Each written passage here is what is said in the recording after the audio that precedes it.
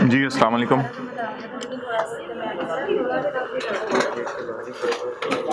अच्छा ठीक है okay.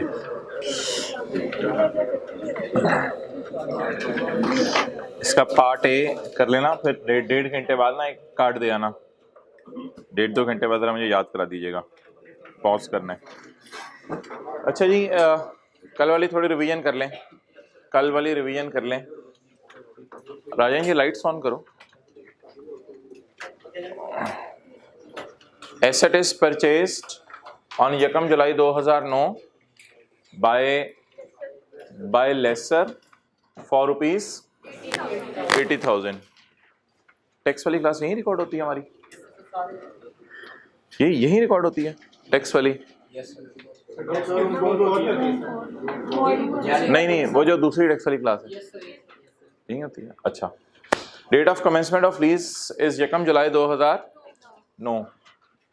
Useful life is, lease term is, semi annual rentals payable in advance amount to ₹5,000 to be increased by 10% annually। तो बना लें मोटे, बस एक रिवीजन सी है कल वाले की, थोड़ी कर लेते हैं फिर आगे चलते हैं, कोई नई चीज शुरू करेंगे।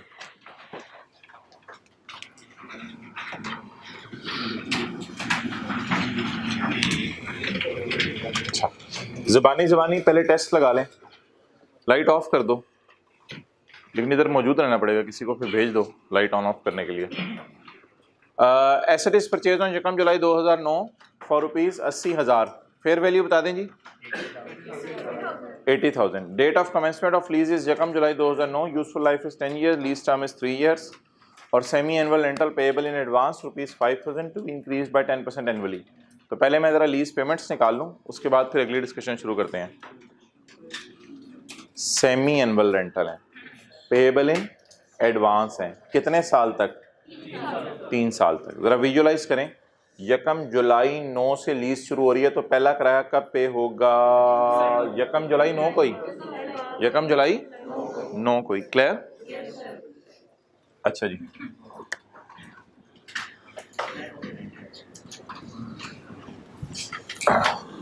चेयर ले लेना। डेट, इंस्टॉलमेंट, और अगर बाद में साबित हुआ ये लीज फाइनेंस है तो फिर यहाँ पे प्रिंसिपल, इंटरेस्ट और बैलेंस का कॉलम बन जाएगा, बड़ी जगह है। अच्छा जी, यकम एक लाइन ऊपर खाली छोड़ देते हैं क्योंकि हो सकता है नेट इन्वेस्टमेंट लिखनी पड़े। 1 जुलाई 2009 कितनी है जी लीज? 5,000। अच्छा, सेमी एनुअल है। 1 जुलाई 2009 के बाद जो अगला किराया होगा बता दें कब होगा?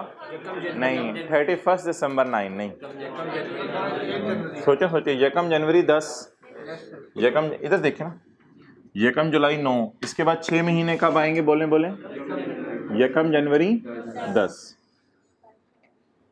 क्लियर? अच्छा, वैसे ये बता दें कि 3 साल में किराए कितने होंगे? 6 किराए होंगे। अगला किराया कब आएगा?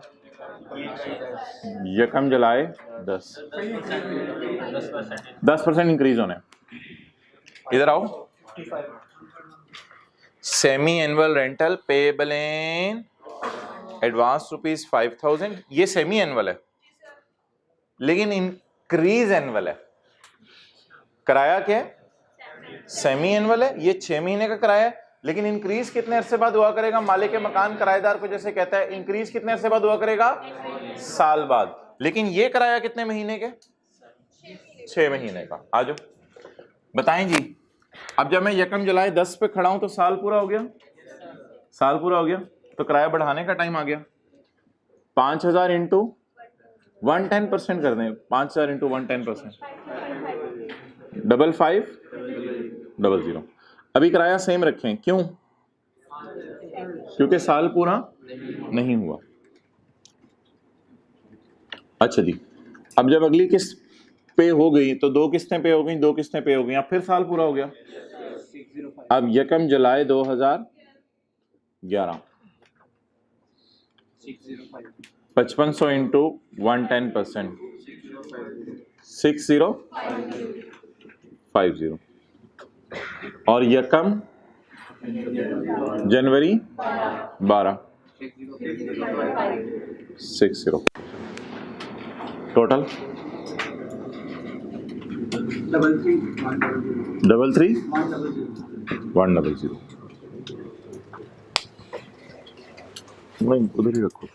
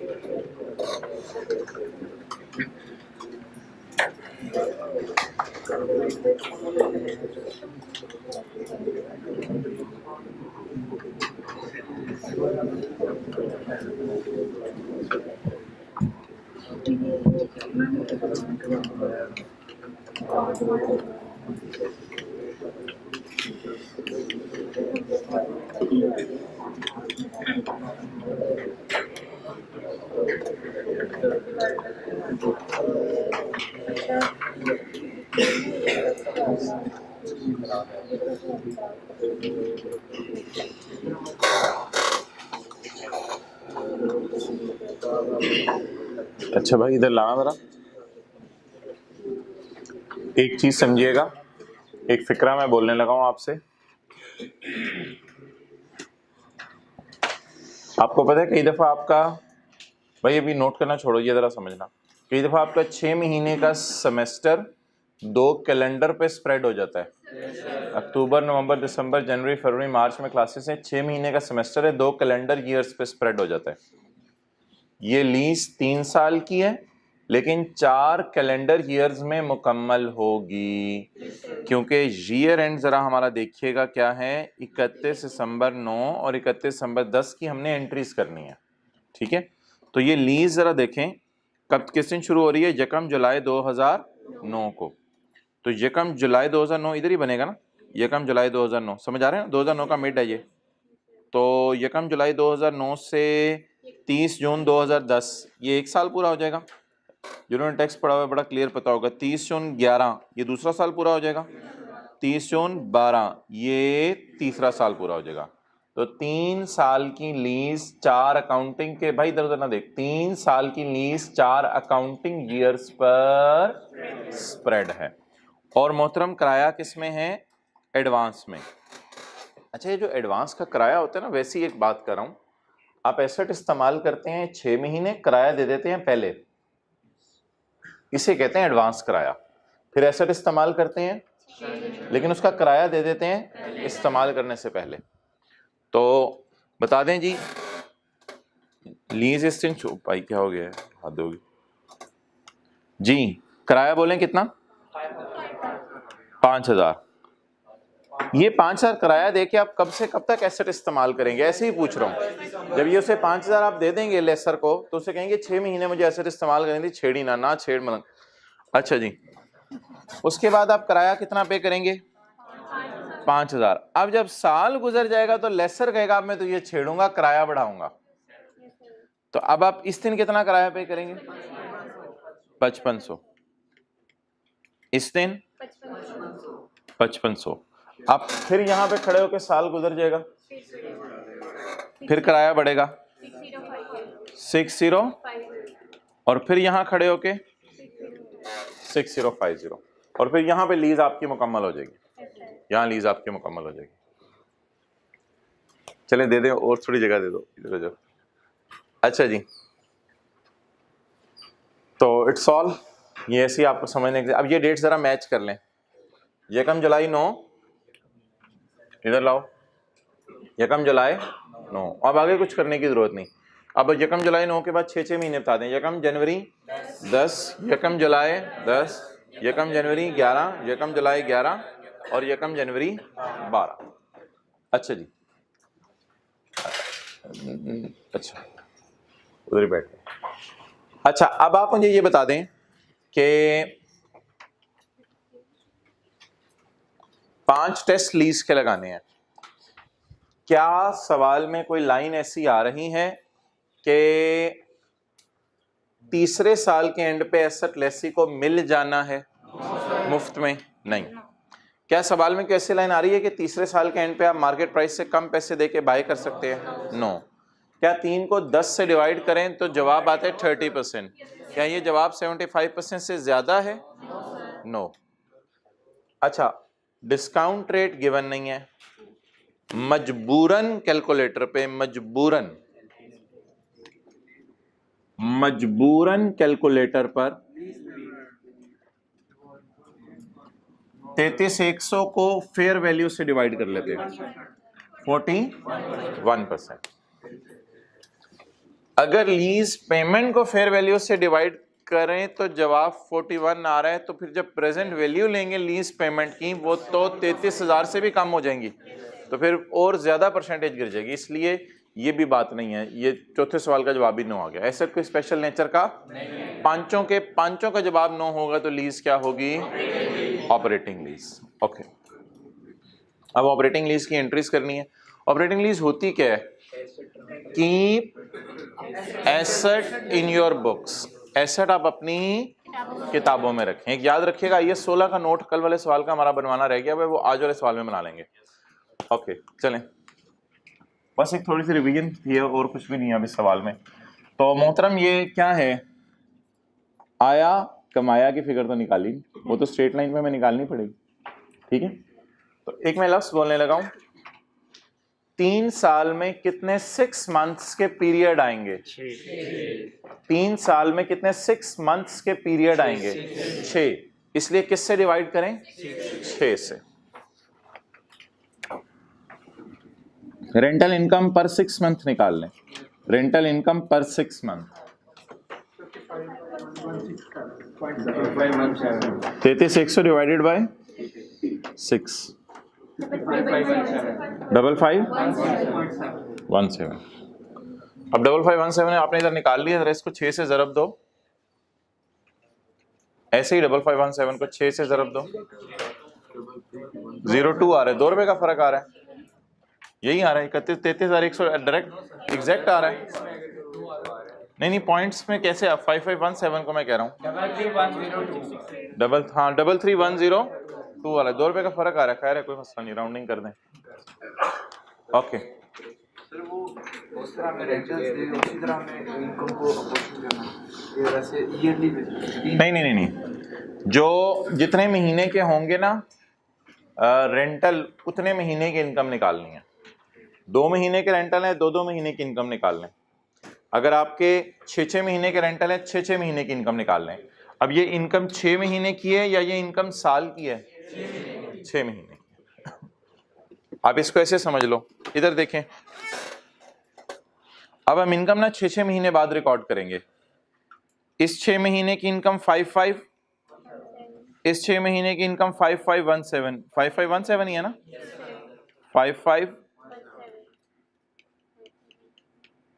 5517, ये 6 महीने की इनकम के सेट बन जाएंगे।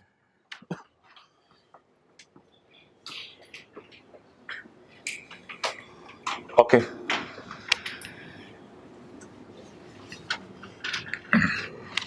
यहां पे रख दो 1-2 मिनट,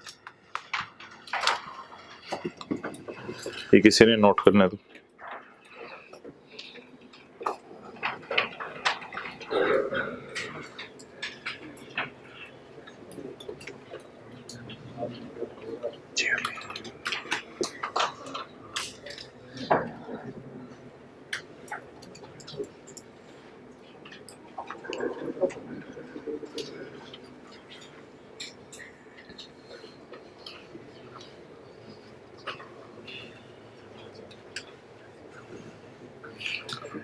घर वाले ये तो इस समय से क्रिकेट खेलने जा रहा है।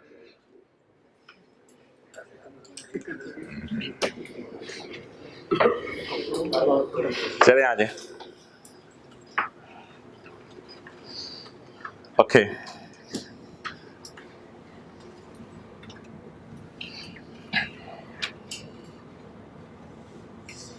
जो भी कंपनी का नाम हो, एक्स लिमिटेड, जनरल एंट्रीज कर लेते हैं।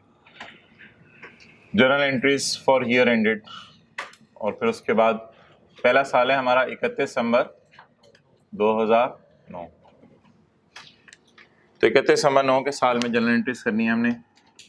1 जनवरी 2009 को नहीं, 1 जुलाई 2009 को हमने एसेट बाय किया जी। कितने का बाय किया एसेट? 80,000 का। Asset debit, cash credit. अच्छा मोहतरम, अब ये जो मैं 2 लाइनें छोड़ रहा हूँ, इधर देखें, 2 जनरल एंट्रीज की जगह छोड़ रहा हूँ, इसलिए नहीं छोड़ा कि आपको कोई जनरल एंट्रीज करनी है इसमें। ये 2 जनरल एंट्रीज की जगह मैं छोड़ रहा हूँ, मैं इधर काट दूंगा। मैं जगह इसलिए छोड़ रहा हूँ कि 2 साल आमने सामने अगर बन रहे हो ना तो ये बहुत खूबसूरत प्रेजेंटेशन बन जाएगी। पेपर पॉइंट ऑफ व्यू से ये चीज़ ज़रूरी नहीं है, लेकिन समझने के पॉइंट ऑफ व्यू से ज़रूरी है। इसलिए आपके समझने के लिए मैं 2 जनरल एंट्रीज की जगह छोड़ रहा हूँ। जो लोग एंट्रीज आमने सामने कर रहे हैं उनकी बात कर रहा हूँ। 2 सालों की तो हमने एंट्रीज करनी है, आमने सामने कर लेते हैं। तो ऐसे ही ज़रा मैं थोड़ी सी जगह छोड़ रहा हूँ फॉर बेटर प्रेजेंटेशन। अच्छा वो बताऊंगा अभी थोड़ी देर बाद क्यों। अब जी बताएं, 1 जुलाई 2009 को किराया आया या कमा लिया? इधर लाओ, देखें 1 जुलाई 9 को तो भी किराया आया है। कमाएंगे तो 6 महीने के एंड पे, अभी तो सिर्फ आया है 5,000 जी। Cash debit, rent receive, cash debit debtor credit, cash debit debtor credit जी। कितना? अच्छा इसी वजह से मैंने कहा था पहले कैश की एंट्री कर लिया करें, क्योंकि कभी कैश की एंट्री आप पहले करें, कभी कोई और करें, वो मसला होगा। तो कुछ सवाल एडवांस के होते हैं, इसलिए बेहतर है पहले कैश की एंट्री कर लिया करें। भाई अभी नोट करने पे फोकस ना कर, समझ लो, फिर पहले लेट आए हो ना, समझ लो। आसान आसान सा है। कल साल वाला सवाल था, 6 महीने वाला सवाल है। तो 1 जुलाई 9 को बोलें क्या एंट्री बनेगी? किराया आया या कमाया? आया। अच्छा जब लेसर पूरा साल, पूरा 6 महीने लेसी को एसेट लीज पे दे के फारिग हो चुकेगा, तो 6 महीने बाद लेसर जो है सुख का सांस भरेगा और कहेगा 6 महीने मैंने अपनी सर्विस बिल्कुल सही प्रोवाइड किया, 6 महीने से एसेट वापस नहीं मांगा मैंने। अब 6 महीने के एंड पे से इनकम रिकॉर्ड करने का हक बन जाएगा। तो अब ये इनकम रिकॉर्ड करेगा। तो बता दें 1 जुलाई 9 के 6 महीने कब पूरे होंगे? 31 दिसंबर 2000। कल 2 बड़े मजे के सवाल हैं छोटे छोटे लीज के टेस्ट में, वो दीजिएगा। 31 दिसंबर 2009 बताएं जी। Debtor debit, income credit. Receivable book करने का हक इसलिए मिल गया कि साल खत्म हो गया है। रेंटल इनकम क्रेडिट जी 5517। चलें जी, बस मेरी तरफ से इतना ही था। अब एक दफा ऊपर देख लें। एक एंट्री आपने यहां करनी है, अभी मैं नहीं बता रहा कौन सी, वो आपको पता है। एक सेकंड। एक एंट्री आपने यहां करनी है, यहां पे आपने कोई एंट्री नहीं करनी है अगले साल। एक यहाँ पे करनी है, एक यहाँ पे करनी है, एक यहाँ पे करनी है, एक यहाँ पे करनी है और एक यहाँ पे। ठीक है, 5 मिनट ले लें, जनरल एंट्रीज पूरी कर दें। समझ आ गई आपको बात? कोई नहीं, आमने सामने आप नहीं करे तो कोई मसला नहीं, नीचे कर दें एंट्रीज। जी बिल्कुल, पहले तो वो करो ना।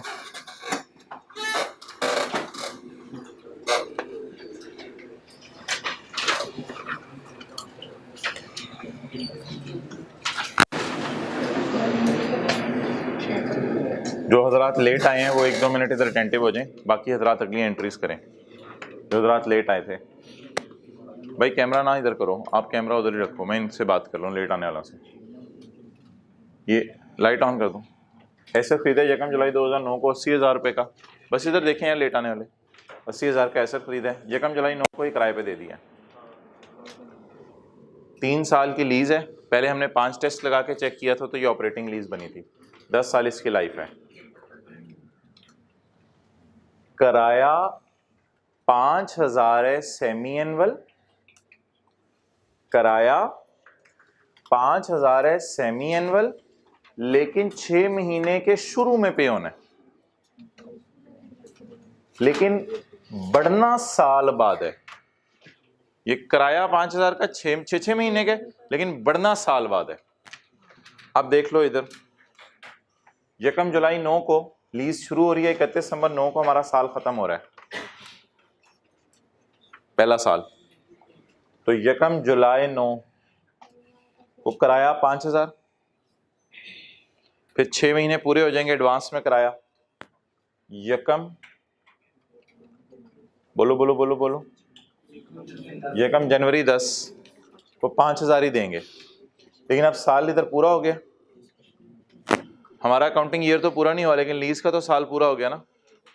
तो अब कराया 5500 5500, फिर कराया 6050 6050। तो कल जैसा सवाल है, अब इन सबको जमा करके 6 महीने के स्लैब थे तो 6 पे डिवाइड कर दिया तो रेंटल इनकम पर मंथ निकल आई, पर 6 मंथ।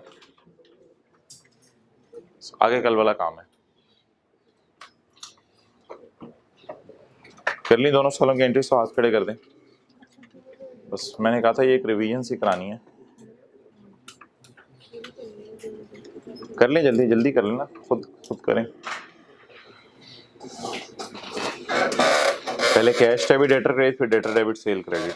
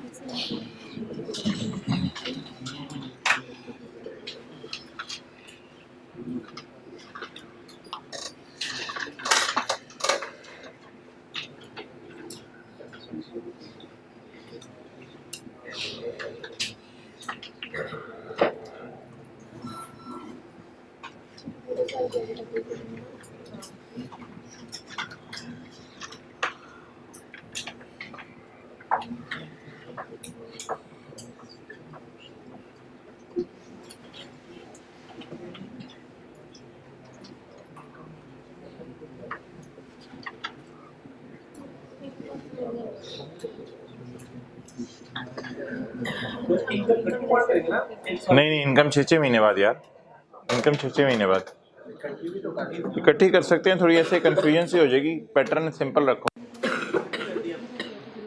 ठीक है, लेकिन पैटर्न सीधा सीधा रखो, कंफ्यूजन होगी। आया कमाया की तरतीब रखें, अगर इनकम इकट्ठी रखनी है तो फिर नया ही नगमा बनेगा कि आया आया कमाया, आया कमाया की तरतीब रखें। डेप्रिसिएशन साल में एक दफा निकाल दें, इनकम बस 6 महीने में साथ साथ रिकॉर्ड करें। ओके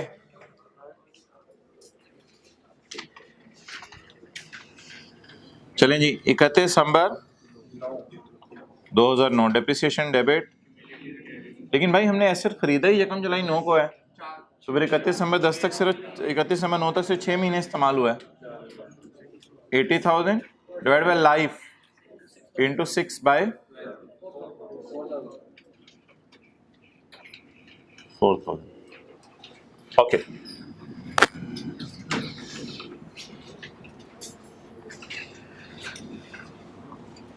अब कौन सा साल? 31/12/2010।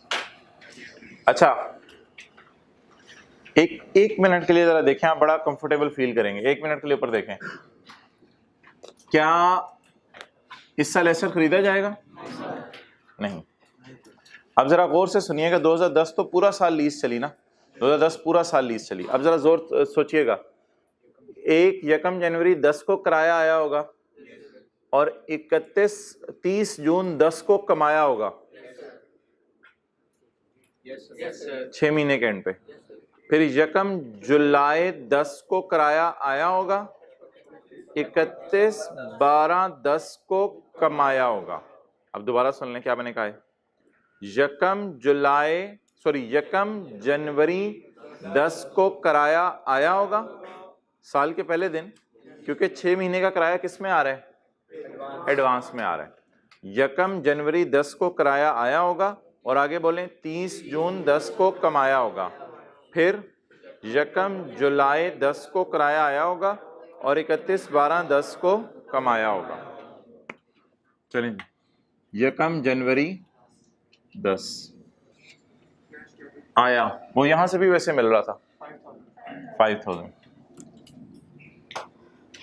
Cash debit, rent receivable, credit. और 30 जून 2010 rent receivable debit, rental income credit.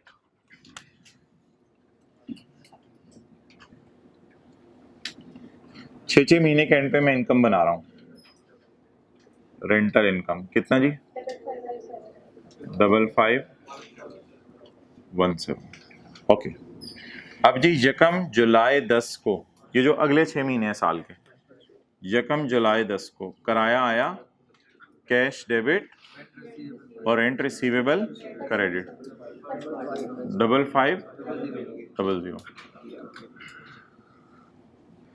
और 31 दिसंबर 10 रेंट रिसीवेबल डेबिट और रेंटल इनकम क्रेडिट 55। अब शायद आपको पता चल गया हो कि एंट्रीज का पैटर्न ऐसे क्यों रखा था। असल में ना 2009 में लीज शुरू नहीं हुई थी पहले 6 महीने, तो इसलिए मैंने ये जगह खाली छोड़ दी थी। लेकिन 10 में तो पूरा साल लीज चली, इसलिए देखें एंट्रीज बड़ी कंसिस्टेंट सी हैं। पिछले साल तो 1 जनवरी को कोई किराया नहीं आया था, पिछले साल 30 जून को तो लीज शुरू ही नहीं हुई थी। हाँ, पिछले साल 1 जुलाई 9 से शुरू हुई थी, तो आया कमाया पिछले साल 2 दफा, फिर इधर आया कमाया, आया कमाया, ये 4 एंट्रीज होंगी। और 31 दिसंबर 10 डेप्रिसिएशन डेबिट, कम्युनिकेशन क्रेडिट। इस वजह से कि इस साल तो एसेट पूरा साल इस्तेमाल हुआ।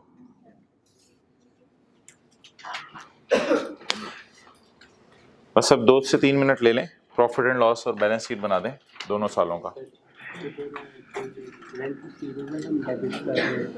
क्रेडिट का ये फंड इनकम कल आप आए थे? असल में हम कह रहे हैं अनअर्न्ड और रेंट रिसीवेबल के लिए ना हमने एक ही यूज कर लिया लफ्ज रेंट रिसीवेबल। हमने अपनी आसान अनअर्न्ड और रिसीवेबल दोनों के लिए, हाँ ये इसकी दोनों की नेचर है, डबल नेचर है। अच्छा, बस यही कॉन्सेप्ट होता है क्योंकि कल हमारा नाम लेते अच्छा, आप दोनों का तो ये किया था, यही किया था। तो रेंट, अच्छा जी, अब वो नोट डाल लें for rent receivable and unearned rental, for rent receivable and unearned rental I have used, नहीं सच नहीं बोलना, we I have used the word rent receivable. For rent receivable and unearned rental, I have used the word rent receivable.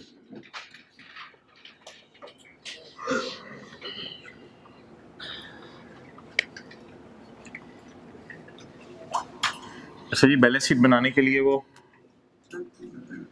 Working 2 करनी पड़ेगी। एक दफा जरा सारे देख लें, इतना मजा आएगा, इतना मजा आएगा। देखें जरा भाई, जैसे डेटर अकाउंट बनता है ना, आप दो लोग कल नहीं आए थे, जैसे डेटर अकाउंट बनता है, तो डेटर अकाउंट में देखो इधर सेल आती है, इधर क्या आता है कैश, इधर सेल आती है, इधर कैश आता है। इसी तरह ये अकाउंट है, इधर आपने रेंटल इनकम डाल देनी है और इधर, अच्छा आप जरा देखिएगा, बड़ा एंजॉय करेंगे आप। किस दिन लीज शुरू हुई? देखिए सारे देखें, 1 जुलाई 9 को, और इसका किराया कमा कब लेंगे? 31/12/9 को। अगले साल किराया आएगा कब? 1 जनवरी 10 को। कमा कब लेंगे? 30 जून 10 को। किराया आएगा कब? 1 जुलाई 10 को। और कमा कब लेंगे? 31/12/10 को। ये अगले साल 2 दफा क्यों आया कमाया? क्योंकि पहले साल तो लीज 6 महीने चली है ना, पहले नहीं, सेमी एनुअल इसका जवाब नहीं है, इसका जवाब है पहले साल लीज 6 महीने चली है। ओके, आया बोले, कमाया 55 अब पता चलेगा रिसीवेबल है या अनअर्न्ड है टी अकाउंट बना के, यहां से पता नहीं चल रहा था एंट्री से। अच्छा जी, ब्रॉड फॉरवर्ड छोड़ो, अभी पहले आया कमाया लिख के कंफर्टेबल हो जाओ। आया कमाया 55, आया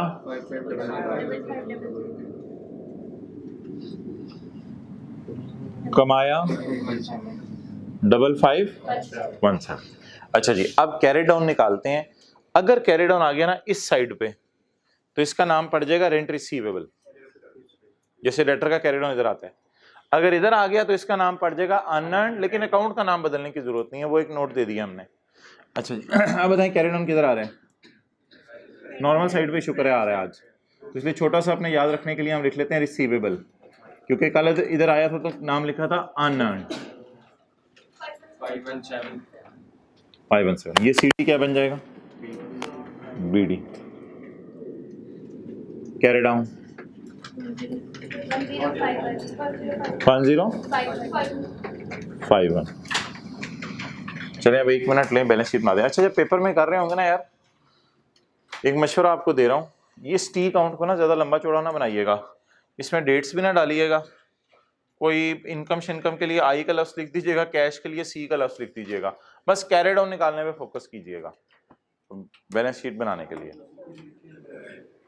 हाँ ठीक है, लेकिन आमतौर पे तो टी अकाउंट्स कुछ टॉपिक्स हैं जिनमें हम नहीं छोड़ सकते, लेकिन इधर बस आपने ज़रा जल्दी जल्दी से ही करना होता है काम, इसको निकाल दें।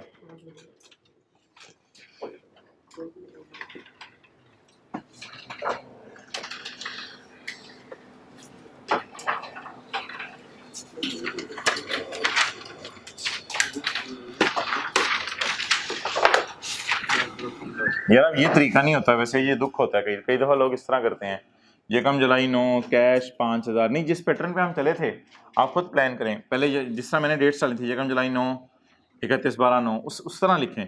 फिर ये आया यकम जनवरी 10 को होगा, आया होगा अपने 30 जून 10 को कमाया होगा, फिर यकम जुलाई 9 को आया होगा, फिर 31/12/10 को कमाया होगा। पहले डेट्स लिख ली फिर उसके बाद फिगर्स ले ली।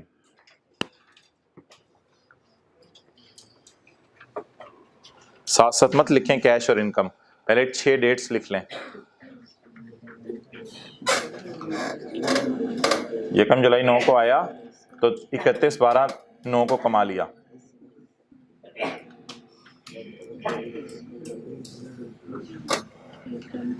अब डबल अंडरलाइन लगा के पहला साल क्लोज, अगला साल एक लाइन ब्रॉड डाउन के लिए छोड़ के, अगले साल यकम जनवरी 10 को आया होगा और इसके 6 महीने के एंड पे कमाया होगा। 6 महीने का एंड बनेगा एग्जैक्ट 30 जून 10।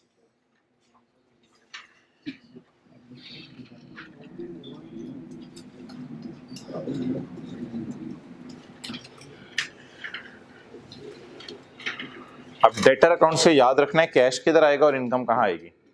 जहां डेटर अकाउंट में सेल आती थी वहां कैश की जगह वहां सेल आएगी, यानी इनकम आएगी। डेटर अकाउंट में यहां सेल आती थी। और शुरू वाले दिन है अपने समझने के लिए, डेटर अकाउंट समझ लें। हाँ ये भी कह सकते हो। ओके, बना लिया होगा आपने profit and loss balance sheet. SOCI statement of comprehensive income, या इसको P&L भी कहते हैं।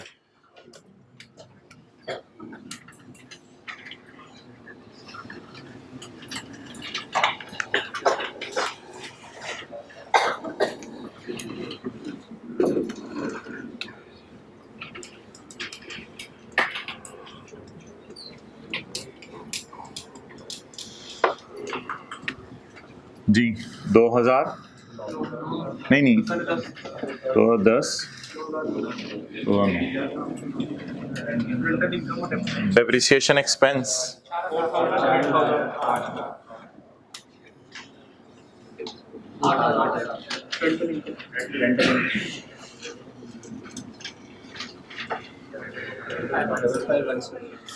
अच्छा जी, पहले साल तो यकम जुलाई 9 को लीज शुरू हुई है ना, तो इसलिए कमाया कितने साल का होगा? 6 महीने का सिर्फ, और अगले साल पहले 6 महीने का भी कमाया होगा, दूसरे 6 महीने का भी कमाया होगा। 5517 और ये 5517 इंटू 2 034। चलें जी, बैलेंस शीट।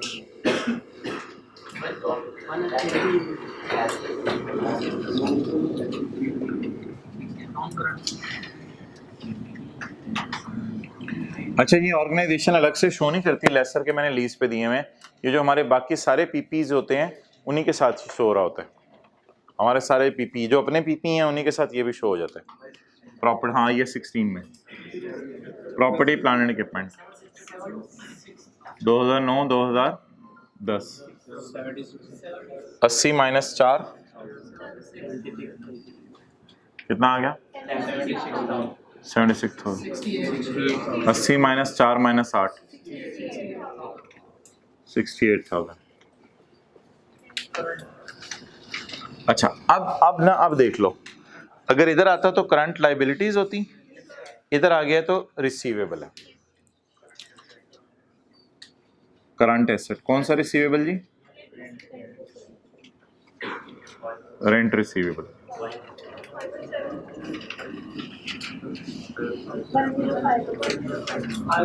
105।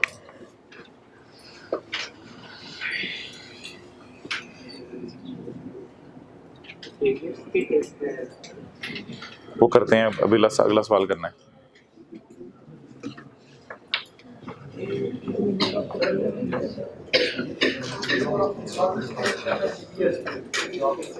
डिवाइड किससे करना है?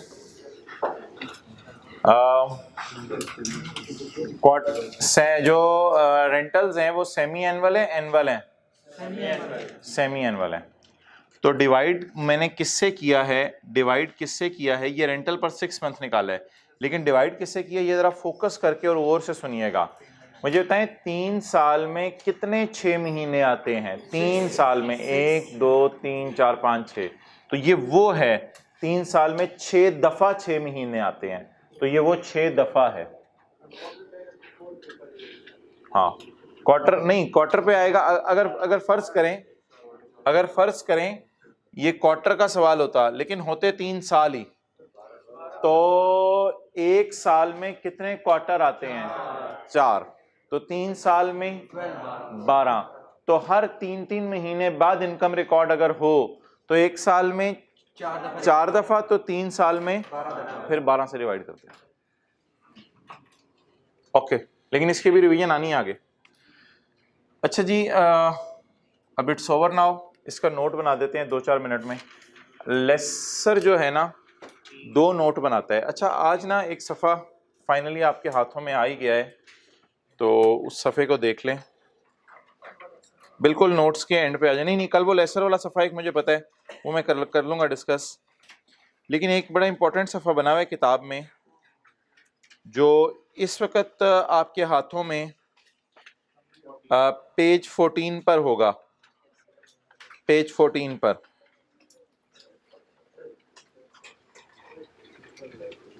आज के जो नोट्स हैं उसमें पेज 14 पर होगा।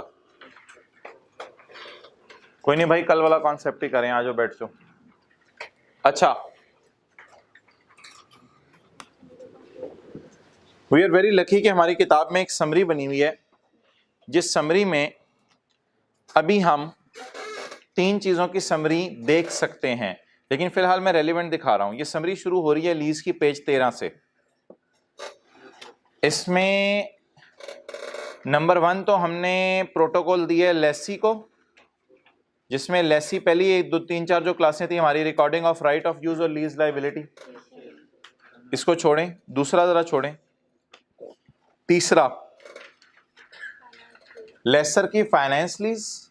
लेसर की फाइनेंस लीज पहले है आ रही है, और इसके बाद भाई आप ना जगह दे दो, आप लोग आगे आ जाओ भाई, टाइम पे आयो भाई, कल वाली बात चल रही है, बाकी लोग कह रहे हैं हम भी आ जाते। अच्छा जी, तो लेसर की क्या चल रही है जी?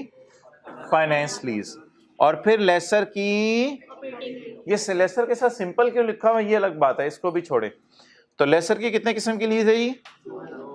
फाइनेंस और फाइनेंस लीज कौन सी है? ये हम इस वक्त आज के नोट्स के पेज नंबर 14 पे हैं। बुक में भी पेज ढूंढ सकते हैं ऑनलाइन वाले जिनको वो चैप्टर के कॉपी दी हुई है। When answer to any of the 5 questions is yes, any of the 5, तो that lease is called as finance lease. और ऑपरेटिंग लीज कौन सी है जी? When answer to all of the questions is then lease is called as. अच्छा, operating lease के बारे में आपको क्या क्या पता है वो मैं बता देता हूँ, वो मेरी तरफ से। ये कहते नहीं तुम्हारे बैग में क्या क्या मैं बताता हूँ यार तुम तो आपको ऑपरेटिंग लीज के बारे में क्या क्या पता है वो मैं बता देता हूँ। एसेट डेबिट, सबसे पहले लेसर बाजार से एसेट खरीदता है, उसके बाद आपको याद है कल आईडीसी भी डाली थी, लॉयर को फीस पे करता है। एसेट डेबिट आया कमाया, कैश डेबिट डेटर क्रेडिट, और डेटर डेबिट सेल क्रेडिट। समझने के लिए विशाखा आप लिख लें डेटर, यहाँ पे कैश डेबिट डेटर क्रेडिट और डेटर डेबिट सेल क्रेडिट। और आखिरी एंट्री बताएं जी, थोड़ा कंफर्टेबल फील कर रहे हैं आप लोग? अच्छा अच्छा अच्छा, चलो समरीज भी अवेलेबल है। डेप्रिसिएशन डेबिट, अकामुलेटेड डेप्रिसिएशन, ये हैं लेसर की एंट्रीज। पेपर वाले दिन जाने से पहले ये रिवाइज करनी है। यार डेप्रिसिएशन में थोड़ी सी कल तफसील याद की थी, मुझे याद पड़ा है कि हमने कॉस्ट को डिवाइड किया था यूजफुल, रेजिडुअल वैल्यू उसी तरह ये 16 की तरह माइनस करनी है। ये कोई जीआरवी यूजीआरवी जरूरी नहीं हो, बस रेजिडुअल वैल्यू जो भी आपने माइनस करनी है। Cost minus residual value divided by useful life. ठीक है, जीआरवी यूजीआरवी की जहां डिस्कशन हुई ऑपरेटिंग लीज में तो मैं खुद करूंगा। फिलहाल बस कॉस्ट मैंने मुझे आईएस 16 में रेजिडुअल वैल्यू पड़ी होती थी, cost minus residual value divided by useful life, और IDC divided by lease term. ये सवाल कल वाला याद है? और कल वाले सवाल का नंबर किसी को याद है? क्वेश्चन नंबर 12 था। आज वाले का नंबर क्या है? 13। फिर कल वाले का 12 था। देख लें question 12 lecture notes. Question 12 lecture notes में इस तरह डेफिनेशन निकली हुई है। क्वेश्चन 12 लेक्चर नोट्स में इस तरह डेफिनेशन के आगे। अच्छा जी, और एक नोट डालना होता है हमने जर्नल एंट्रीज करते हुए, for both rent receivable and I have used the word. अच्छा जी, P&L में क्या आता है? सर ये देख लें, रेंटल इनकम नजर आ रही है मुझे और ये डेप्रिसिएशन नजर आ रही है। तो P&L में क्या आता है? रेंटल इनकम और डेप्रिसिएशन। और बैलेंस शीट में क्या आता है? पीपी आता है, लेकिन आइए 16 लगा के नॉर्मल पीपी, और या तो रेंट रिसीवेबल या अनअर्न्ड रेंटल इनकम। इधर साथ साथ देखो। अच्छा यार, ये नोट मैंने कल बताया था 2 बनते हैं, एक तो ऑपरेटिंग लीज का अंग्रेजी जनरल डिस्क्रिप्शन और मैच्योरिटी एनालिसिस। इसमें रिकॉन्सिलेशन रिकॉन नहीं बनाता, अंग्रेज रिकॉन कहते हैं इसे, हम रिकॉन्सिलेशन कहते हैं पाकिस्तान में, अंग्रेज रिकॉन कहते हैं। तो रिकॉन नहीं बनाता, कौन नहीं बनाता? ऑपरेटिंग लीज में लेसर।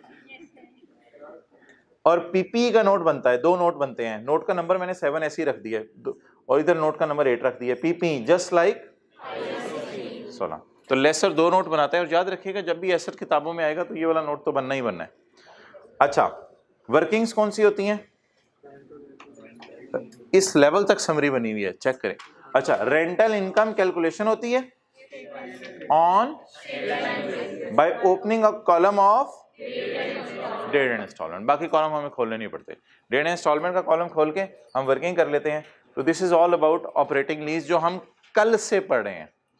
कल से, परसों तो फाइनेंस ऑपरेटिंग में डिफरेंस पड़ा था, कल से ये एंट्रीज, ये P&L और ये बैलेंस शीट बना रहे हैं। एक होमवर्क के सवाल में भी आपने किया था।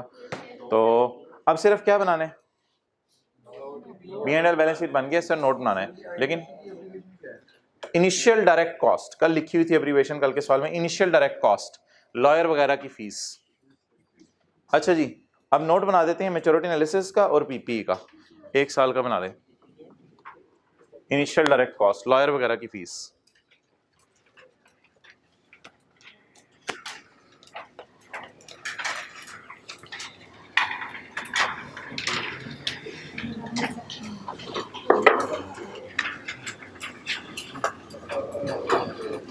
अच्छा जी, रेंटल इनकम कितनी आई थी पर 6 मंथ? 5517। पहले जरा पीपी का नोट बनवा दें, कोई तरतीब की जरूरत नहीं है, तरतीब जरूरी नहीं है, पहले पीपी का नोट बनवा दें, बना के मैं मिटा दूंगा, फिर असल मैच्योरिटी एनालिसिस का नोट है। पीपी का 1 साल का बनवा दें शक, प्रॉपर्टी प्लांट एंड इक्विपमेंट। पहले लिखे ना कंपनी एक्स, आप लोग तो प्रॉपर लिखे company X, note to the for year ended, अभी सिर्फ 1 साल का, पहले साल का बनवा दें 31 दिसंबर 2009, और नोट का नंबर में भी 9 रख दें, प्रॉपर्टी प्लांट एंड इक्विपमेंट। अच्छा जी, कॉस्ट या gross carrying amount, gross carrying amount, times आया, जल्दी जल्दी टाइम्स आया करें। ओपनिंग है ही नहीं, एडिशन है, जगह नहीं बचनी, और क्लोजिंग। इसके बाद अकामुलेटेड डेप्रिसिएशन, ओपनिंग, डेप्रिसिएशन और बीवी के लिए जगह बच जाएगी, बच जाएगी। अच्छा वो नहीं है।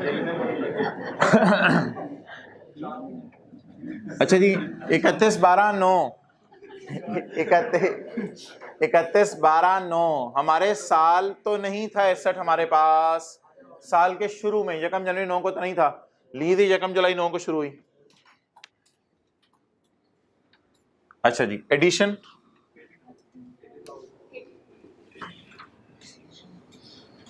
क्लोजिंग 80,000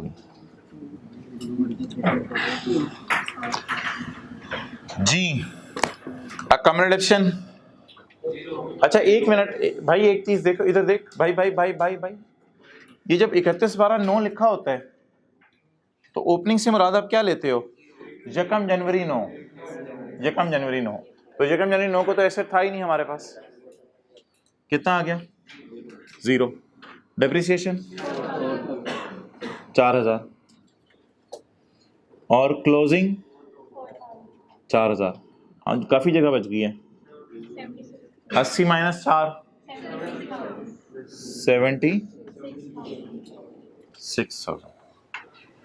और शायद आपको अगर नेस्ले के फाइनेंशियल स्टेटमेंट्स याद हों तो मोहतरम फिर यहाँ पे नोट 9 ऐसे उन्होंने रेफर करके लिखा होता था, पैकेजेस की फाइनेंशियल स्टेटमेंट नोट 9 उन्होंने ऐसे करके लिखा होता था। नोट 9 में जाके 76,000 का ब्रेकअप देख लो।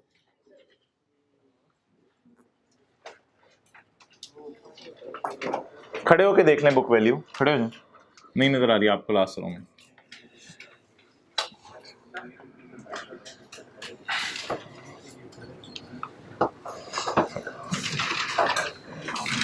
इकतीस 12/9 का नोट बना दे, मैच्योरिटी एनालिसिस।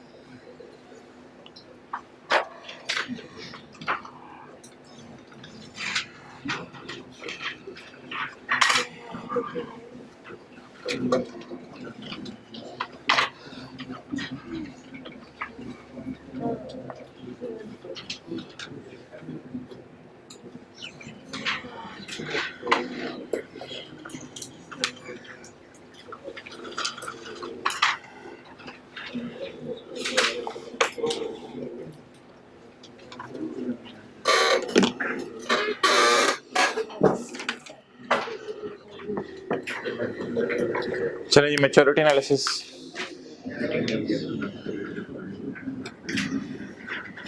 भाई यहां तक नजर आ रहा था?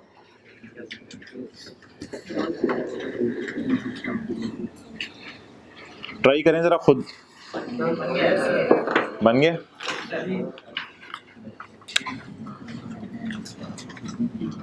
Company X note to the financial statements और सारा करके वो उसी में जाके मिसाल के तौर पे नोट नंबर 10 ऑपरेटिंग जी बताएं 10.1 the company has entered into an operating lease over a period of 3 years. Lease payments are payable semi-annually in advance. बस ठीक है इतना। साथ वाले ने पूरी जिंदगी इंग्लिश का लफ्ज़ लिखते रहना, चेक करें जरा, लिखी है इंग्लिश। वो वाला साथ वाला बताएं जिसने ये इंग्लिश ही लिखा है बस, ENGLI दिखाएं साथ वाला, ENGLI। अच्छा 10.1 जनरल डिस्क्रिप्शन वगैरह आ जाएगी। 10.2 मैच्योरिटी एनालिसिस।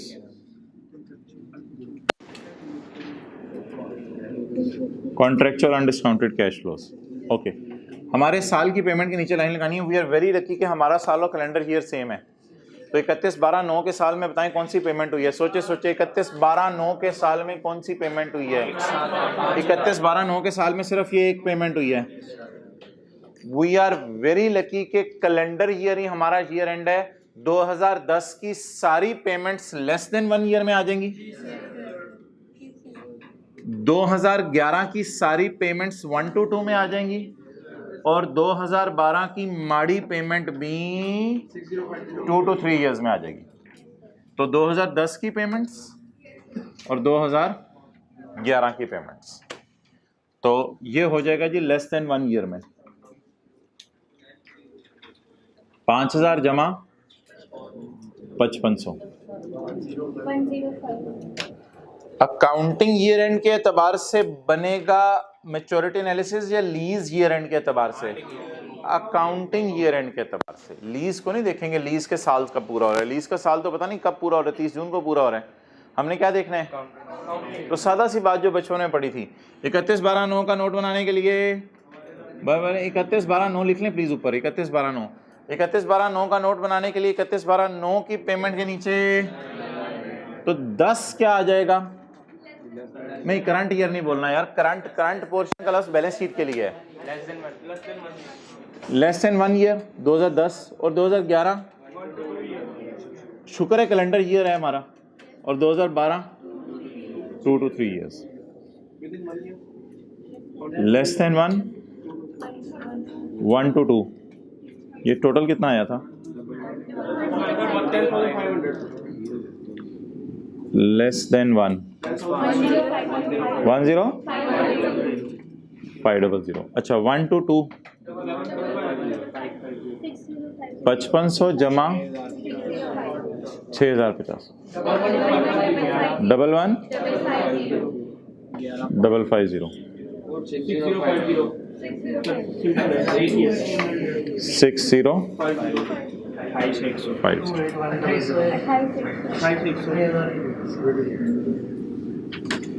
ऐसे तो नहीं लिख के आएंगे, रिकॉन नहीं बनाऊंगा पेपर में, ऐसे नहीं लिख के आना।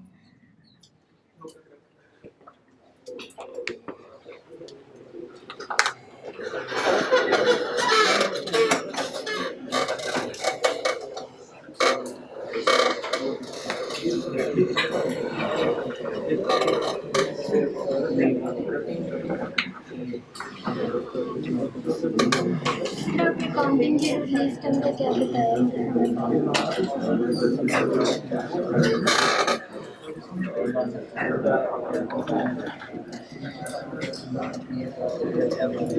इधर लाना कैमरा। मैं ये कह रहा था भाई, मैं ये कह रहा था कि ऐसे ही दिल में ख्याल आ सकता है 1 जुलाई 9 को लीज शुरू हुई है तो 30 जून 2010 को लीज खत्म होगी। एक साल, लीज का एक साल। लीज के साल से हमें कंसर्न नहीं। जब हमने मैच्योरिटी एनालिसिस बनाना है तो लीज का एक साल देखना है या हमारा अकाउंटिंग ईयर का एक साल। और यहाँ से देखें कितना अच्छा समझ आ रहा है। मैं 31/12/9 पे खड़े होकर नोट बना रहा हूँ। 31/12/9 पे खड़े होकर नोट बना रहा हूँ। तो लेस देन 1 ईयर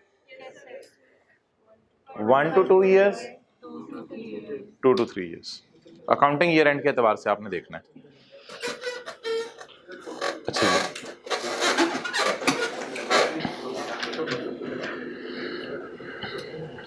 ये जादू देखिएगा, इधर देखते रहिएगा।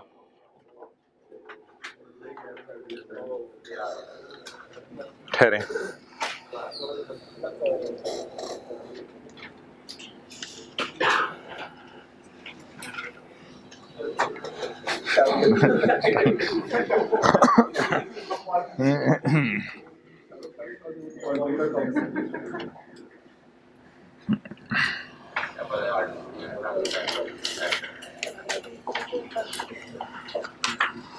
जी अगला सवाल बताएं क्या है।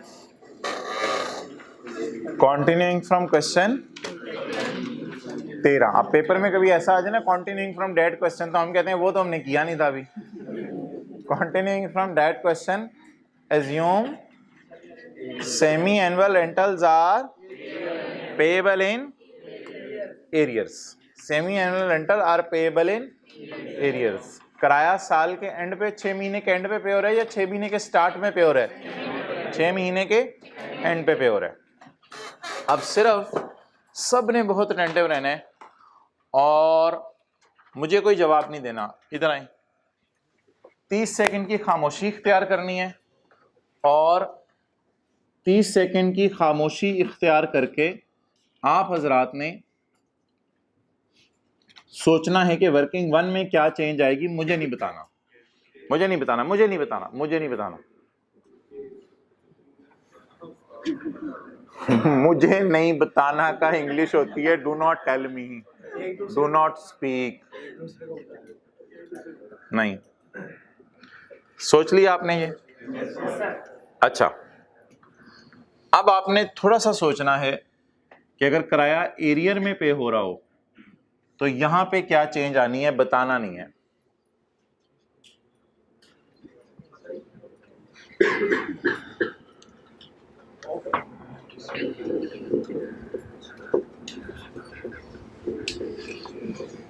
अच्छा जी, ये कौन सा क्वेश्चन है? 14 है। यार आप इस पैटर्न के ना दीवाने हो जाएंगे। बस बस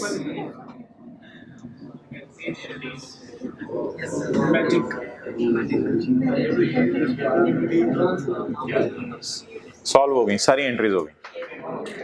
ये फायदा था इस पैटर्न का, ये फायदा था इस पैटर्न का। थोड़ा सा हार्ड टू डाइजेस्ट तो था कल, लेकिन जिस मर्जी किस्म का सवाल आ जाए तो पैटर्न आपका यही रहना है। बस अब कुछ और कुछ करने की जरूरत नहीं है आपको, नथिंग लेफ्ट।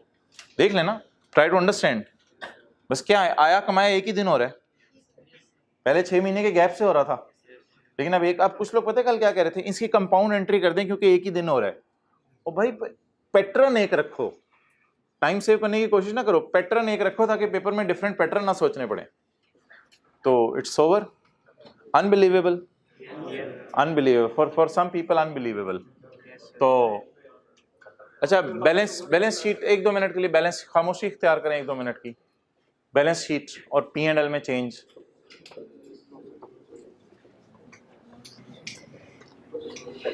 एक चीज सोचे ना, डेप्रिसिएशंस में कोई चेंज, रेंटल इनकम्स में कोई चेंज।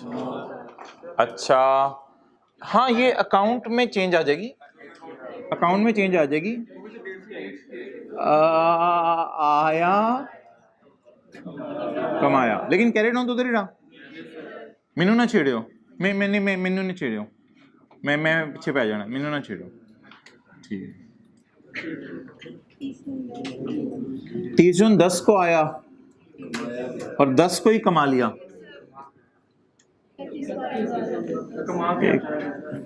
आया और बस। अब वर्किंग 1 कह रही है एम आई मतरेया, एम आई मतरेया।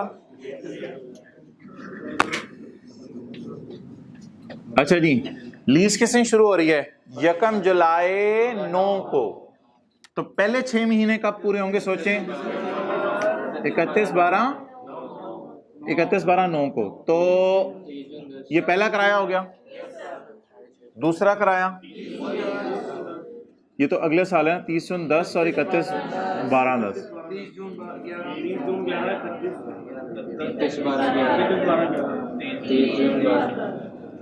30 जून 12। क्लियर? तो एक पिक्चर खींच लें। वैसे तो इसका सोल्यूशन इसलिए मैंने नीचे दे दिया हुआ है, लेकिन एहतियातन एक पिक्चर खींच लें। और पिक्चर खींच के नीचे क्या लिखेंगे आप? Question number 14। वो जो पिक्चर को आप नंबर देते होते हैं, वैसे पिक्चर खींच के तो पिक्चर्स में नंबर नहीं देने की ऑप्शन होती, ढूंढने में आपने आधा टाइम लगा देना है। व्हाट्सएप पे तो खींचेंगे तो आप नीचे ऑप्शन आ जाएगी देने की।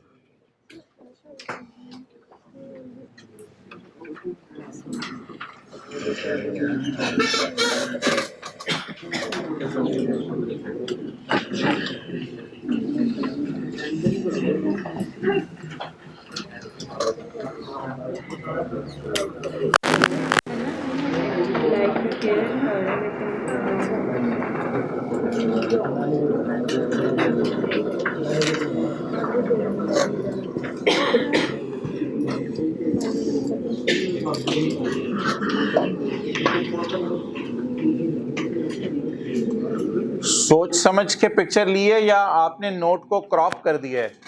क्रॉप क्या होता है? सोच समझ के तस्वीर ली है या नोट को क्रॉप कर दिया है?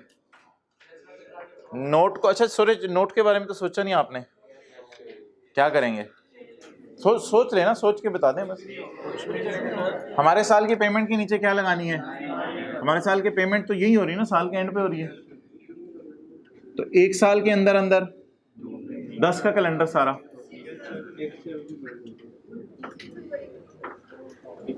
शुक्र है पिक्चर को कुछ करना नहीं पड़ेगा, नोट तो एज इट इज रहेगा, और वो बीवी भी एज इट इज, पीपी वाला भी।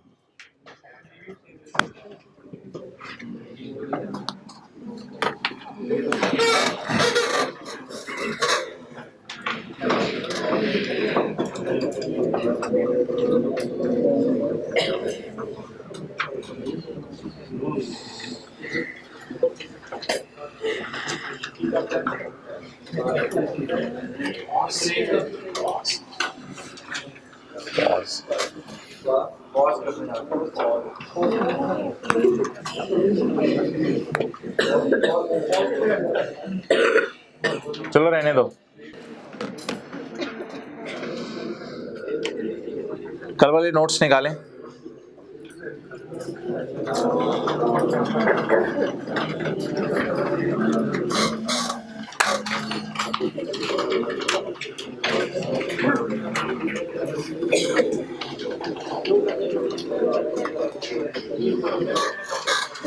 कल वाले notes page number 3।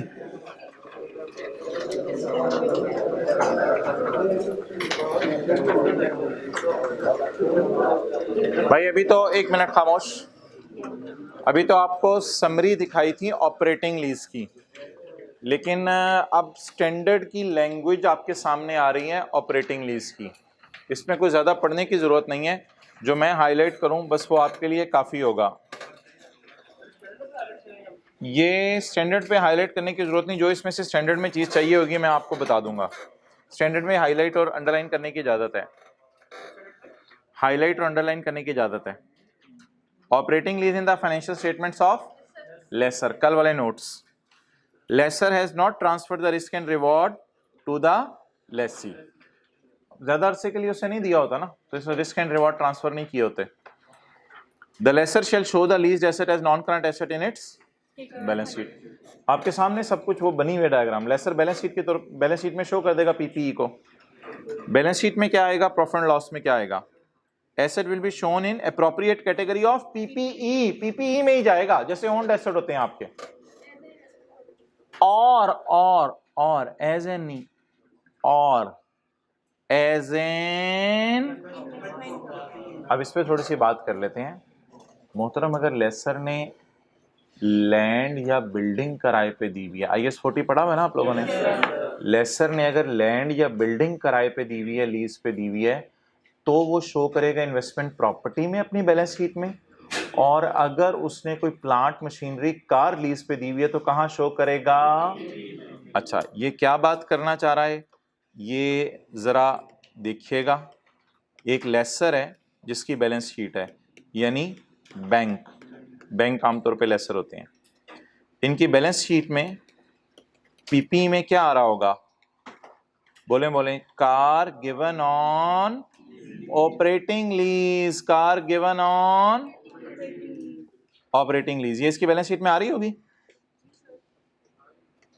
Car given on operating lease या machine given on operating lease, कोई भी चीज हो, machine given on operating lease by lessor ही, जाहिर बात है, बैलेंस शीट ऊपर लिख दिया ना मैंने। और इसकी इन्वेस्टमेंट प्रॉपर्टीज भी आती हैं मोहतरम उसी में। क्या कहते हैं नॉन करंट एसेट्स में?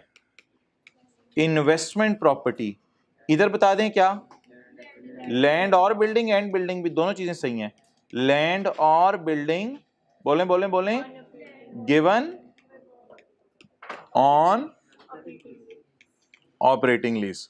तो खुदा ना खास्ता अगर कभी पेपर में सवाल आ गया कि यही सवाल जो मैंने अभी कराया है, ये इसमें ये कह दे बिल्डिंग किराए पे दी हुई थी, तो फिर क्या बैलेंस शीट में पीपी का लफ्ज नजर आएगा या बैलेंस शीट में इन्वेस्टमेंट प्रॉपर्टी का लफ्ज नजर आएगा? देखें इधर सवाल सारा यही होता, लेकिन हमने क्या लीज पे दी होती, लैंड या बिल्डिंग।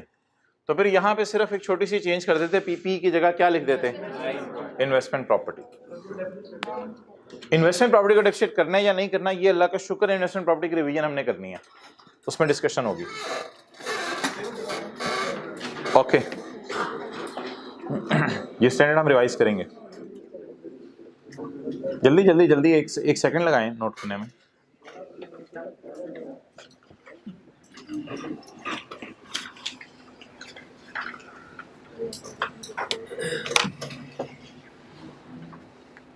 जो हमारा टाइम तय हुआ था ना क्लास फ्री करने का, वो एक्सक्लूडिंग IS 38 MCQs था, इंक्लूडिंग नहीं था। चले कोई नहीं, अगर आप लोगों ने जल्दी जाना तो चले जाइएगा। IS 38 के MCQs तो यूट्यूब पे भी अवेलेबल कर दिए जाएंगे।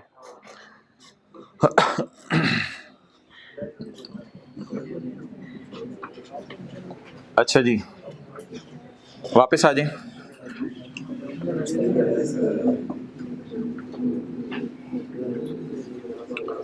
जल्दी से बताएं जी, SOCI में क्या जाएगा? The lesser's annual SOCI will show number 1 depreciation on the asset as an expense or rental income. This is usually calculated on a straight line basis. Rental income from operating lease is recorded an income on straight line basis over the lease term। वो जो हम अभी divide किया था 6 से, यार ये बात जरा पढ़ें क्योंकि ये बात मैंने आपसे नहीं की, ये जरा मुझे बता दें इसका मतलब क्या है।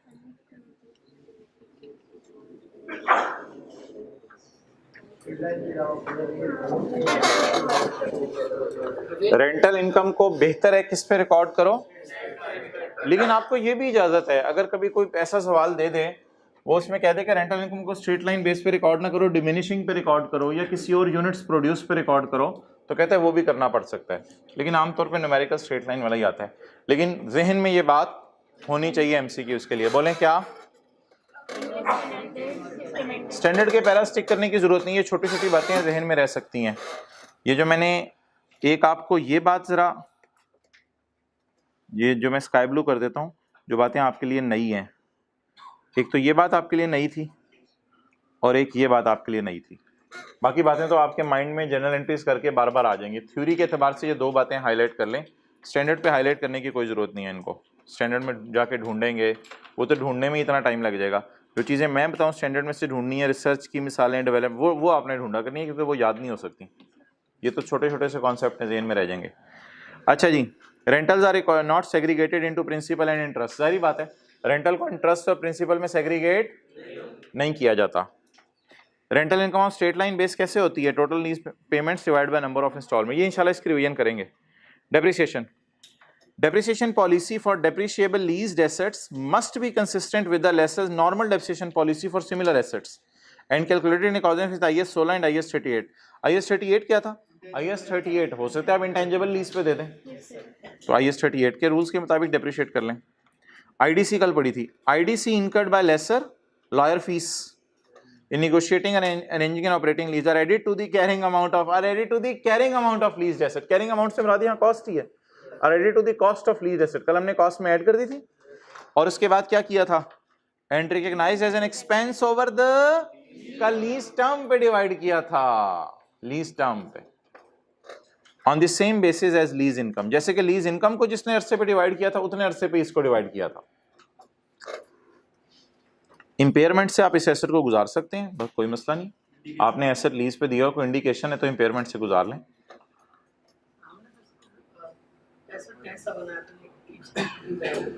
एसेट का हिस्सा बना के चाचा डेप्रिशिएट भी तो किया था।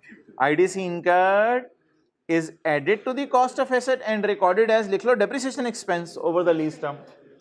याद आ गया? किधर बैठे हुए सवाल पूछे नजर नहीं आ रहा। हाँ ये चेहरा नीचे कर लिया। इम्पेयरमेंट टेस्ट से नॉर्मल तरीके से गुजारें, कोई मसला नहीं, कोई इंडिकेशन हो तो। ये बात आपको समझ नहीं आएगी अभी फिलहाल। डिस्क्लोजर फॉर लेसर, डिस्क्लोजर अभी बना लिया हमने। डिस्क्लोजर में कोई अजीब अजीब सी चीज़ें हुई तो वो ज़रा देख लेते हैं। लीज इनकम का डिस्क्लोजर देने की ज़रूरत नहीं है, इसको काट दें आगे, ये तो ऐसे ही वो सीए फाइनल की बात लिखी हुई है। लीज इनकम का डिस्क्लोजर ज़रूरी नहीं होता। लीज इनकम लिख लें, रेंटल इनकम होती है, वो ऑलरेडी कवर हो रही होती है। बोलें कहाँ, P&L में, वो P&L में नज़र आ जाएगी, इसलिए इसका डिस्क्लोजर बनाने की ज़रूरत नहीं, नोट बनाने की ज़रूरत नहीं। तो लिख लें लीज इनकम ऑलरेडी कवर कहाँ हो रही है, P&L में। और लीज इनकम का मतलब लिखें यहाँ रेंटल इनकम है, यहाँ इंटरेस्ट इनकम नहीं कमा रहे। अच्छा, दूसरा क्या बनाना है जी, मैच्योरिटी एनालिसिस। दूसरा बनाना है maturity analysis of undiscounted lease payments to be receive from minimum of each of the first 5 years के अलग अलग बना दें, less than 5, less than 1, 1 to 2, 2 to 3, plus a total amount for, और मोर देन 5 years का हमने पढ़ा था, इकट्ठा बना देंगे। और मोहतरम इस सवाल में देख लें, डिस्क्लोजर्स ऑफ IAS 16 भी हमने किए हैं। यही तो लिखा हुआ है इसने, डिस्क्लोजर्स ऑफ IAS, वो जो PP वाला नोट BB के लिए जगह, वो वाली बात। तो disclosure requirement in IAS 16 for items of PP, जिनको किस पे दिया हुआ है आपने, और अगर आपका एसेट इंपेयर हो गया है, या इंटेंजिबल्स लीज पे दिए हुए हैं, या इन्वेस्टमेंट प्रॉपर्टी लीज पे दी हुई हैं, या एग्रीकल्चरल चीजें लीज पे दी हुई हैं, तो फिर इनके स्टैंडर्ड के डिस्क्लोजर भी लिखने पड़ेंगे। अच्छा यार, ये वो चीज होती थी जो हम अंग्रेजी कहते थे, क्वांटिटेटिव या qualitative. Qualitative information, qualitative information में क्या आ जाता है जी, nature of lessor's leasing activities. ये तो हमने कभी नहीं लिखा, nature of lessor's leasing activities सवाल में दी नहीं होती थी। क्या मतलब, नहीं, ऑपरेटिंग एंड फाइनेंस नहीं, nature. This lessor is only involved in leasing cars, ये होती है nature of business. This college is only involved in teaching CA, ये होती है नेचर ऑफ एक्टिविटीज। तो नेचर ऑफ एक्टिविटीज मिसाल के तौर पे, lessor is involved in leasing cars and buildings, ये है नेचर ऑफ एक्टिविटीज। लेसर से आपने पूछा यार तू लीज पे देता है, क्या क्या देता है लीज पे, कहते हैं दुनिया जहान की चीजें देता हूँ। आपने कहा सच्ची सच्ची बता, कहते हो सॉरी मैं सिर्फ गाड़ियां लीज पे देता हूँ और मशीनें लीज पे देता हूँ, और कोई चीज मैं लीज पे नहीं देता, सॉरी। तो लेसर की अपनी अपनी नेचर हो सकती है बिजनेस की, जितना पैसा सरमाया उसके मुताबिक। तो नेचर से मुराद लिख लें, example given, Habib Bank only leases cars and machines, तो ये हबीब बैंक की नेचर ऑफ लीजिंग एक्टिविटीज है, nature of leasing activities. Finance lease में भी क्वालिटेटिव इंफॉर्मेशन आपने देनी होती है, वो हम पढ़ेंगे डिस्क्लोजर। ऐसी मिसाल दे रहा हूं, फॉर एग्जांपल हबीब बैंक लीजिए, और यार ये एक और डिस्क्लोजर है इसका, ये अजीब सी अंग्रेजी है, बैड डेट कैसे मैनेज करते हो तुम, लेकिन अंग्रेजी पढ़ लें, अंग्रेजों वाली है। बैड डेट कैसे मैनेज करते हो, management of the risk associated with the right date lessor retains. अब अंग्रेजी अंग्रेजों वाली है, लेकिन स्टैंडर्ड के पैरा 92 में दी हुई है, तो मेरा नहीं ख्याल ये MCQs में भी आती है, लेकिन एक दफा ऐसे ही पढ़ लेते हैं। चलें तरतीब से चलें। लेसर का क्या राइट होता है, लेसर का राइट क्या होता है जिसे वो रिटेन करता है, पैसे लेना, right date lessor retain. Asset दे देने के बाद लेसर का क्या राइट होता है जिसे वो अपने पास रखता है, पैसे लेने का राइट। उस एसेट की मद में इस रिस्क को कैसे मैनेज करता है। कई तरीके होते हैं मैनेज करने के, आपको पता है दुनिया में। सिक्योरिटी ले लेते हैं, या उसको लेसी को आके कह देते हैं यार कोई ऐसा बंदा लेके आए जो आपकी जिम्मेदारी दे, गारंटी दे, तो कई तरीके हो सकते हैं। तो लिख लें, सिक्योरिटी वगैरह ले लेते हैं। अंग्रेजी बड़ी मुश्किल है। मैनेजमेंट ऑफ रिस्क, तुम रिस्क कैसे मैनेज कर रहे हो लेसर, किस चीज का रिस्क है जी, लेसर को बताएं, अपने राइट लेने का। इसका राइट क्या है, राइट के आगे लिख लिया हमने रेंटल, रेंटल लेना मेरा राइट है, तो ये बैड डेट भी हो सकता है। इस रिस्क को मैनेज करने के तरीके बता दें क्या है, लोगों को लिख के कहीं बता दें तरीके मैंने क्या।